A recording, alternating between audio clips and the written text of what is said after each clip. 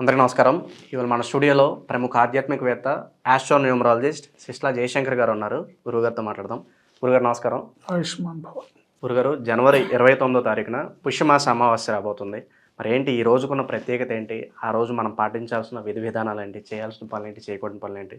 పూర్తి వివరాలు మాకు తెలియజేయండి గురుగారు. 29 జనవరి పుష్య అమావాస్య. ఈ పుష్య అమావాస్య రోజు పితృదేవతలకు విశేషమైన రోజు. సో పితృదేవతలకి తర్పణం ఇవ్వడం, శ్రాద్ధ కర్మ నిర్వర్తించడం, పితృదేవతల ప్రీత్యర్థం చేయాల్సిన దానాలు, పురోహితులకి పిలిచి పండితులను పిలిచి వాళ్ళకి స్వయం పాకం ఇవ్వడం ఈ అమావాస్య రోజు చేయదగిన విశేషం అన్నమాట. బుధవారం నాడు వచ్చింది. ఆ రోజు పద్మక యోగం అని కూడా అంటారు. పద్మక యోగం అని కూడా ఒక విశేషమైన రోజు.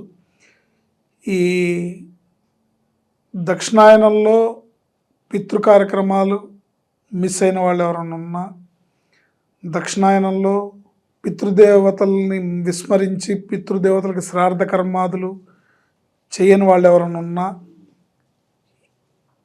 అంటే ఏదో బిజీ వల్ల, ఏదో ఒక కారణాల వల్ల ఇంట్లో పెద్దల దినం మర్చిపోయారు, లేకపోతే చేయలేదు, అశ్రద్ధ చేశారు, కుదరలేదు, రకరకాల కారణాలు, అలాంటివి ఏమన్నా ఉంటే కనుక ఈరోజు వినియోగించుకొని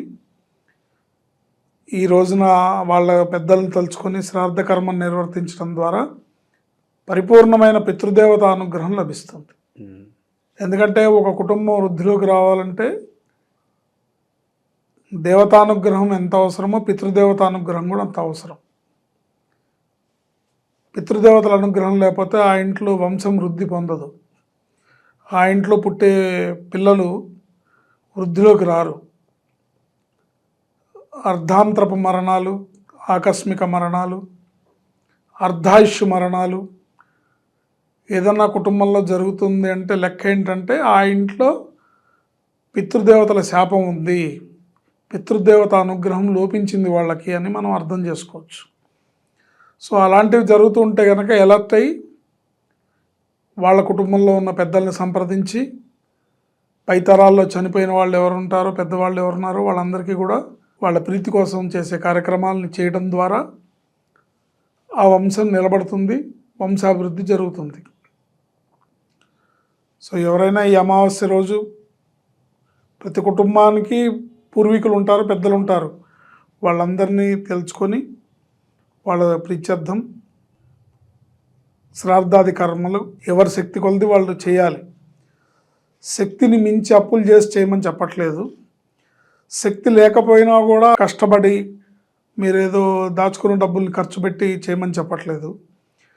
మీ శక్తికి లోభించకుండా వాళ్ళ ఆర్థిక స్థితి, మీ ఆర్థిక స్థితిగతుల ప్రకారం పితృదేవతల ప్రీత్యర్థం ఈరోజు కార్యక్రమం శ్రాద్ధ కర్మ నిర్వర్తించాలి.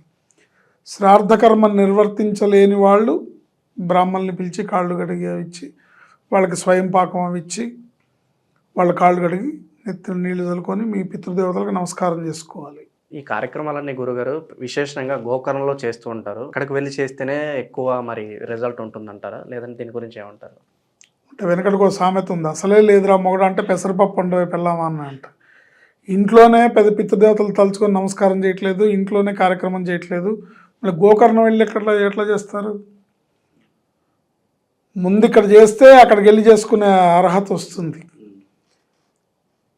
అక్కడికి వెళ్ళి చేయడం శ్రేష్టమే, ఓకే, కానీ ప్రతి అమావాస్యకి ఇంట్లో చేయాలి. మన ఇంట్లో చేయాలి. మన ఇంట్లో కుదరకపోతే గోశాలకు వెళ్ళి చేయాలి, లేదా ఏదైనా నదీ తీరానికి వెళ్ళి చేయాలి. పితృదేవత అసలు ముందు మన మదిలో పితృదేవతలను విస్మరించి తిరగకూడదు. పితృదేవతలను స్మరించుకుంటూ వాళ్ళకి నమస్కారం చేసుకుంటూ ఉండాలి. ప్రతిరోజు కూడా వాళ్ళని స్మరించుకొని నమస్కారం చేసుకోవాలి. అమావాస్య రోజు తర్పణాది కార్యక్రమాలు, తిలతర్పణము, శ్రాద్ధ కర్మ ఇలాంటివన్నీ కూడా చేయాలి. గోకర్ణంలో చేస్తే విశేషమే, ఇంకా అనేకమైన ప్లేసెస్ ఉన్నాయి, వాటిల్లో వెళ్ళి చేయడం విశేషమే. ఇంట్లో చేయాలి. చేయడం ద్వారా పితృదేవత అనుగ్రహం లభిస్తుంది. పితృదేవత అనుగ్రహం లభిస్తేనే వంశం అభివృద్ధిలోకి వస్తుంది. లేదంటే ఒక ఇంట్లో పిల్లలకి పెళ్ళిళ్ళు అవ్వట్లేదన్నా, పెళ్ళిళ్ళు అయిన తర్వాత కూడా పిల్లలు పుట్టట్లేదన్నా, సంతానం కలగట్లేదన్నా, సంతానం పుట్టి చనిపోతున్నారన్నా, ఇవన్నీ కూడా పితృదేవత అనుగ్రహానికి లోపించిన కుటుంబంగా మనం చెప్పచ్చు. దాన్ని పితృదేవత అనుగ్రహం పొందడానికి తప్పనిసరిగా ఈ పుష్యామావాస్యని వినియోగించుకొని శ్రాద్ధకర్మ నిర్వర్తించాలి. ఆ రోజు పద్మక యోగం కూడా ఉంది కాబట్టి పుణ్యనదీ స్నానాలు చేసి పుణ్యనదీ తీరంలో శ్రాద్ధకర్మను నిర్వర్తించి తర్పణ దానాది కార్యక్రమాలు చేయడం అనేది ఆ కుటుంబానికి విశేషమైన పితృదేవత అనుగ్రహాన్ని సంపాదించి పెడుతుంది. గురుగారు, మనకి మహాకుంభమేళా జరుగుతుంది. ప్రత్యేకంగా ఈ మౌని అమావాస్య రోజు అక్కడికి వెళ్ళి స్నానం ఆచరిస్తే కనుక చాలా మంచిది. ఎవరైతే ఈ కుంభమేళాలో ఈ అమావాస్య రోజు వెళ్ళి స్నానం చేస్తారో ఆ కుటుంబంలో ఉన్న పితృదేవతలందరూ కూడా మోక్షాన్ని పొందుతారు. గురుగారు, మరి అక్కడికి వెళ్ళలేని వాళ్ళు ఏం చేస్తే బాగుంటుందంటారు? కొంచెం ఆ పుణ్యం దక్కించుకోవడానికి ఏం చేస్తే బాగుంటుందంటారు? ఆ పుణ్యం ఇక్కడికి రాదు. మహాకుంభమేళా ఆ ప్లేస్లో అక్కడ ఆ త్రివేణి సంగమంలో అక్కడే ఉంటుంది. అది ఆ పుణ్యం మన ఇంటికి రాదు, మన ట్యాప్ల నీళ్ళలో రాదు. అది ఏంటి భావన చేయటమే. గంగే చయమునే చైవ నర్మదే సింధు కావేరి జలేస్మిన్ అని సన్నిధింకురు అని భావన చేయడమే తప్ప ఆ పుణ్యం రాదు. మరి లేకపోతే ఆ పుణ్యం ఎవరింటికి వాళ్ళకి వస్తే అందరూ అక్కడ అన్ని కోట్ల మంది అక్కడికి వెళ్ళటం ఎందుకు? ఓకే, ఆ పుణ్యం రాదు.